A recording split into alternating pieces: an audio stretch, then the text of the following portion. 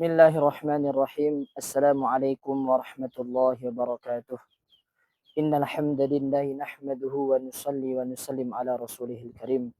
Allahumma salli wa sallim ala sayyidina Muhammadin miftahi babi rahmatillah. Adada ma fi ilmillah salatan wa salaman daimain bidawami mulkillah wa ala alihi wa sahbihi wa mawalah amma ba'du.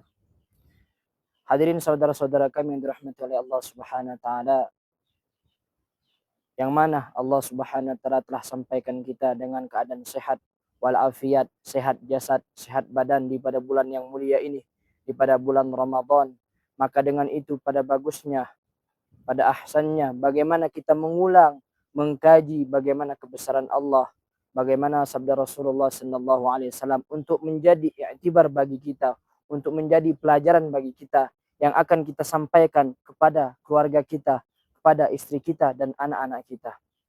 Hadirin yang kami muliakan, pada kultum yang singkat ini maka saya akan membicarakan bagaimana kehidupan keluarganya Rasulullah SAW. Banyak orang yang sekarang di luar sana mencontoh kehidupan orang-orang kafir, gaya hidup mereka, cara hidup mereka. Tetapi apakah mereka bahagia? Apakah mereka berbahagia sampai akhir hayatnya? Sekarang banyak kita saksikan, kita lihat di internet, kita lihat di Instagram, berapa banyak seorang suami yang KDRT kepada istrinya, yang mentelantarkan anaknya. Kenapa hal tersebut demikian? Kenapa terjadi demikian? Karena tata cara kehidupan mereka di dalam berkeluarga jauh daripada kehidupan Rasulullah SAW. Allah Subhanahu wa taala telah firmankan di dalam Al-Qur'an, "Wa ma arsalnaka illa rahmatan lil alamin." Yang mana kami utus engkau wahai Muhammad untuk menjadi penunjuk, untuk menjadi cahaya untuk seluruh alam. Apakah di dalam Al-Quran itu disebutkan rahmatan lil muslimin saja? Tidak. Apa Allah Subhanahu wa taala sebutkan untuk orang Islam saja? Tidak. Tetapi Allah Subhanahu wa taala tegaskan di dalam Al-Quran, Rasulullah akan menjadi contoh untuk orang yang beriman kepada Allah maupun orang yang tidak beriman kepada Allah Subhanahu wa taala. Saudara-saudara kami dirahmati oleh Allah Subhanahu wa taala, ketika Rasulullah pulang kepada rumahnya, beliau dalam keadaan lapar, asyaddatul ju', yang mana beliau sangat lapar ketika kala itu. Maka ketika Rasulullah sallallahu alaihi wasallam masuk ke dalam rumahnya, beliau tidak dapati sebuah makanan, beliau tidak dapati sebuah minuman.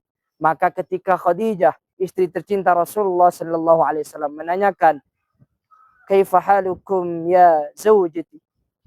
Bagaimana kabarmu wahai suamiku? Maka ketika itu Rasulullah menanyakan kabar beliau, menjawab dengan keadaan yang baik. Apa yang kamu butuhkan? Ma tahtaj al-an? Apa yang kamu butuhkan sekarang wahai suamiku? Apakah engkau lapar? Apakah engkau butuh dengan minuman? Maka ketika itu Rasulullah melihat rumahnya itu tidak ada apa-apa. Maka ketika itu Rasulullah sallallahu alaihi wasallam katakan, "Al-yaum inni shaim." Sesungguhnya pada hari ini aku berpuasa. Begitulah bagaimana kehidupan Rasulullah SAW kepada seorang istrinya. Begitu juga pengorbanan seorang istri kepada suaminya Rasulullah SAW. Di akhir hayatnya, Khadijah sakit parah. Ketika itu Rasulullah SAW pulang daripada berjuang di jalan Allah Subhanahu wa taala, berdakwah kepada, mengajak umat kepada Allah Subhanahu wa taala. Ketika itu sampailah Rasulullah kembali kepada rumah. Yang mana Khadijah ketika itu hadirin yang mulia sedang sakit parahnya, detik-detik sakit parahnya Khadijah radhiyallahu anha. "Wahai Fatimah, bangunkan aku. Bangunkan aku, sesungguhnya abimu telah datang, sesungguhnya ayahmu telah datang." Maka ketika itu padahal pada masa itu Khadijah tidak bisa berdiri lagi. Khadijah telah sakit parah, muka beliau telah keriput, muka beliau tidak lagi memancarkan senyuman. Kenapa? Saking parahnya kondisi Khadijah ketika itu. Maka terkala masuk Rasulullah. Ketika itulah senyumnya Khadijah kepada Rasulullah sallallahu alaihi wasallam. Khadijah mencoba untuk tersenyum kepada Rasulullah sallallahu alaihi wasallam. "Bagaimana kabarmu wahai istriku?" "Alhamdulillah ya zawji. Alhamdulillah bi khair wa afiyah." Saya sehat-sehat saja. Maka ketika itu Rasulullah istirahat, tidur sejenak di dalam rumahnya, kemudian pergi lagi. Terkala Rasulullah telah menutupkan pintu, telah pergi daripada rumahnya, Fatimah Az-Zahra lari kepada rumahnya dan katakan kepada Rasulullah sallallahu alaihi wasallam, "Wahai Abi, sesungguhnya Ummi telah meninggal dunia." Inilah keluarga daripada Rasulullah sallallahu alaihi wasallam. Orang yang sangat dicintai oleh Allah Subhanahu wa taala. Tidak ada satupun makhluk di dunia ini yang lebih dicintai oleh Allah Subhanahu wa taala kecuali Rasulullah sallallahu alaihi wasallam. Tetapi kehidupan Rasulullah sangat sederhana, perjuangan Rasulullah sangat mujahadah dalam menyebarkan ini agama. Inilah yang ingin kita contoh di dalam kehidupan keluarga kita. Sederhana. Makna daripada sederhana ini bukan kita tidak memiliki apa-apa, bukan kita tidak mempunyai apa-apa. Maka kata ulama, apa itu zuhud? Zuhud ad-dunya fi aidina wa laysa fi qulubina. Dunia itu ada di dalam genggaman kita, tetapi tidak masuk ke dalam hati kita. Inilah maksud daripada zuhud. Inilah yang harus kita contoh daripada kehidupan Rasulullah sallallahu alaihi wasallam. Bagaimana nanti kita sebagai kepala rumah tangga mempunyai istri, kita ajarkan kepada mereka bagaimana mencintai kehidupan Rasulullah sallallahu alaihi wasallam.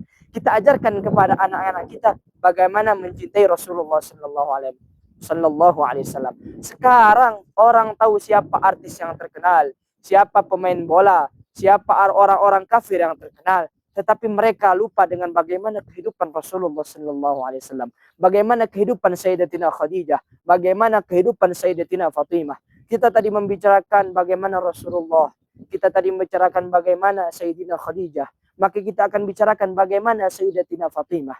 Hadirin dimuliakan oleh Allah Subhanahu wa taala, ketika pada zaman dahulu orang yang meninggal itu tidak diangkat sebagai dengan keranda, tetapi dipegang begitu saja, tidak tertutupi oleh keranda. Maka ketika itu orang yang meninggal dunia pasti akan terlihat oleh masyarakat pada kala itu. Tetapi Fatimah Az-Zahra, hadirin yang mulia, bertanya kepada temannya, apakah ketika kita meninggal kita seperti itu? Iya. Maka Fatimah Az-Zahra memikirkan bagaimana ketika orang meninggal di dunia dibuatkan satu tempat, dibuatkan satu wadah agar apa? Agar orang meninggal tadi tidak terlihat oleh pada masyarakat, oleh orang-orang lain.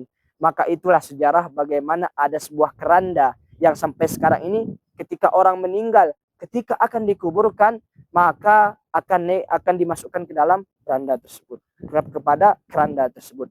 Inilah maksud daripada bagaimana mulianya akhlak Rasulullah, bagaimana mulianya akhlak Sayyidatina Khadijah, bagaimana kita mencontoh Sayyidatina Fatimah Az-Zahra. Sekarang kita jauh daripada itu semua. Keluarga kita jauh daripada itu semua. Amal-amalan agama jauh daripada keluarga kita. Maka kita jangan salahkan, hadirin yang dimuliakan oleh Allah Subhanahu wa taala.